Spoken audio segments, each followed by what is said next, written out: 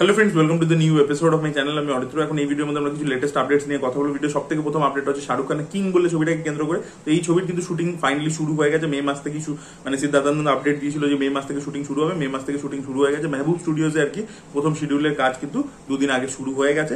এবার দেখা যাক এই শিডিউলটা কবে শেষ হয় এবং তার পরবর্তীতে তারা বাইরে যে ফরেন লোকেশন বুডাপেস্ট ইত্যাদিতে শুট করার কথা আছে, তো সেখানে কবে মুভ করে সেটাই দেখার মতো বিষয় হবে।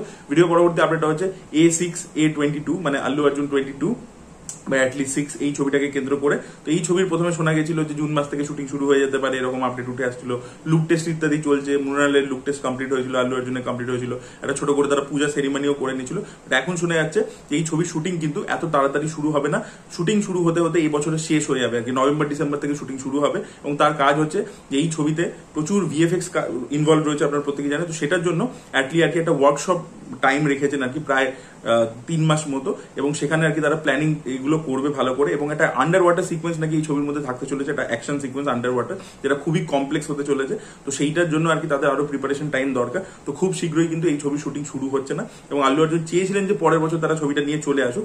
এখন তো যেরকম ভাবে তারা প্ল্যানিং করছে তারা কোনো কার্পণ্য রাখতে চাইছে না আর কি, সেটা পরিষ্কার বোঝা যাচ্ছে। এবং একলিও খুব সেলিব্রেটেড ডিরেক্টর আল্লু অর্জুন এই মুহূর্তে পুষ্পার পরবর্তীতে যে পজিশনে রয়েছে, তো তারা খুব ভেবে চিন্তে কাজটা করছে এবং এই ধরনের ছবির ক্ষেত্রে সেটা করাই উচিত। তো দেখা যাক পরবর্তীতে এই ছবিটা নেক্সট ইয়ার 2026-এ আসে কিনা, নাকি আরো পোস্টপন্ড হয়ে যায়, সেটাই দেখার মতো বিষয়। পরবর্তী আপডেটটা হচ্ছে রাজা সাব বলে ছবিটাকে কেন্দ্র করে, যেটা প্রভাসের ছবি, আপকামিং ছবি। তো সেই ছবিটার যে টিজার সেটা কবে বেরোবে সেটা থেকে যে আপডেটটা, সেটা হচ্ছে যে প্রভাস এই সময় আর কি হলিডে কাটাচ্ছিল ইটালিতে এবং তারপরে সে ফিরতে চলেছে এবং ফেরার পরবর্তীতে সেই টিজারের ডাবিং করবে এবং তার অনুযায়ী আর কি টিজারের ডাবিং সে যখন কমপ্লিট করবে সেই অনুযায়ী মেকার্সের প্ল্যান করবে যে টিজারটা আদৌ তারা মে মাসে নিয়ে আসবে শেষের দিকে নাকি জুন মাসে নিয়ে আসবে, সেটা তারা তখন প্ল্যান করবে আর কি। এরকমই আর কি আপডেট উঠে আসছে। ভিডিওর পরবর্তী আপডেটটা হচ্ছে ন্যাচারাল স্টার নানিকে কেন্দ্র করে। তো তিনি কিন্তু জানিয়ে দিয়েছেন যে তিনি শৈলেশ কোনালু, যিনি হিট 3 ডিরেক্টর, মানে হিট ফ্র্যাঞ্চাইজেরই অ্যাকচুয়ালি ডিরেক্টর, তো তার সাথে আবারও একটা ছবিতে কোলাবোরেট করতে চলেছেন। বাট তিনি এটা ক্লিয়ার করে দিয়েছেন যে এটা কোনো অ্যাকশন ফিল্ম বা কোনো থ্রিলার জনরার ফিল্ম হবে না, এটা পুরোপুরি আউট অ্যান্ড আউট একটা কমেডি ফিল্ম হবে। এবার এটাই দেখার মতো বিষয় হবে যে শৈলেশ কোনালু যে এখন অব্দি খালি থ্রিলার ছবি বানিয়ে গেছে, ইভেন স্যান দেবও কিন্তু অ্যাকশন থ্রিলার জোনেরই ছিল, তো সে আর কি কমেডি ফিল্ম কিভাবে হ্যান্ডেল করে। এবং নানি মানে অবশ্যই আমরা স্ক্রিপ্টের উপর ভরসা রাখতে পারি। তো সেটাই দেখার মতো বিষয় হবে এই ছবিটা কিরকম হয়। ভিডিও পরবর্তী আপডেট হচ্ছে শিবা কার্তিকেয়কে কেন্দ্র করে। তো সে কিন্তু একটা ছবি করতে চলেছে, গুড নাইট বলে একটা তামিল ফিল্ম ছিল, তার ডিরেক্টরের সাথে শিবা কার্তিকেয় একটা ছবি করবে এবং এই ছবিটার বিষয়বস্তু হবে যা ফাদার সান রিলেশনশিপকে কেন্দ্র করে।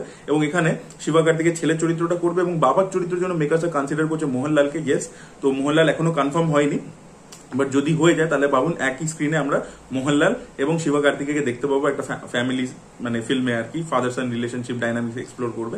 তো দেখা যাক ছবিটা কিরকম হয়। আমি তো আশা করবো তারা দুজন একসাথে কাজ করুন। মোহনলালকে এর আগে আমরা বিজয়ের ফাদার প্লে করতে দেখেছি, এবার দেখা যাক শিবা কার্তিকের ফাদার সে প্লে করে কিনা। সে কিন্তু এই মোমেন্টে আর কি তার পরপর ব্যাক টু ব্যাক এম্পুরাম বলুন, থুডারাম বলুন, এই দুটো ছবি এত বড় বক্স অফিস কালেকশন করেছে, সে এখন মানে মালায়ালাম ইন্ডাস্ট্রি আর কি আনবিটেবল, মানে যে 1 নম্বর যে জায়গাটা যেটা কদিন সে ছেড়ে মানে চলে গেছিল হাত থেকে, সেটা আবার পুরো করে পেয়ে গেছে। পরবর্তী কিছু আপডেট রয়েছে লোকেশ কানাগরাজকে কেন্দ্র করে। লোকেশ কানাগরাজ রিসেন্টলি একটা পডকাস্টে গেছিলেন এবং সেখানে নিজের আপকামিং কিছু ছবি নিয়ে কিছু মানে দিয়েছেন, ইনফরমেশন তিনি শেয়ার করেছেন। সব থেকে প্রথমে তিনি কুলিকে নিয়ে বলেছেন যে কুলি ছবিটাকে কিন্তু লোকে ভাবছে যে বাকি স্টারদের জাস্ট ক্যামিও রয়েছে, বাট সেটা কিন্তু নয়। সে বলছে যে প্রত্যেকটা যে অ্যাক্টরকে নেওয়া হয়েছে তাদের কিন্তু ইম্পর্টেন্ট ক্যারেক্টার কিন্তু কি রোলস ছবির মধ্যে থাকতে চলেছে, সেটা কিন্তু তিনি কনফার্ম করেছেন। পরবর্তী দিনে নিজের আপকামিং যে ছবি LCU সেখান থেকে আর কি কিছু বলেছেন যে এর জাস্ট নেক্সট ফিল্ম কুলির পরবর্তীতে সে ক্যাদি 2 ছবিটা করবে, তার ঠিক পরবর্তীতে বিক্রম 2 ছবিটা করবে এবং ফাইনালি লিও 2 করবে। এবং রোলেক্স কিন্তু একটা স্ট্যান্ড অ্যালোন ফিল্ম হবে, সেটা কিন্তু ওরকম বাকি ছবিদের সাথে যে কানেক্টেড ইত্যাদি, তার মানে হয়তো রোলেক্সের আর কি পাস্ট টাকে আর কি এক্সপ্লোর করবে, এরকম হতে পারে। আর সে বলছে যে এই যে আপকামিং ছবিগুলো আসছে, সেটা ক্যাদি 2 হোক বা বিক্রম 2 হোক, সেখানে তো বিজয়কে সে কাস্ট করতে পারবে না, তো ওর নামটাকেও বারবার রেফারেন্স হিসাবে ফিরিয়ে আনবে, এটা কিন্তু সে আপডেট দিয়েছে। আর এছাড়া তাকে যখন জিজ্ঞেস করা হয়েছে যে কমল হাসানের প্রোডাকশনে রজনীকান্ত এবং কমল হাসানকে একসাথে নিয়ে তার কি ছবি করার পরিকল্পনা ছিল, তো সে বলেছে ইয়েস, এরকম একটা ছবি ছিল, আমি ন্যারেশন দিয়েছিলাম দুজনকে এবং দুজনে আমার সামনে রাজিও হয়ে গেছিল, তারা নিজেদের মধ্যে কথা বলেছে।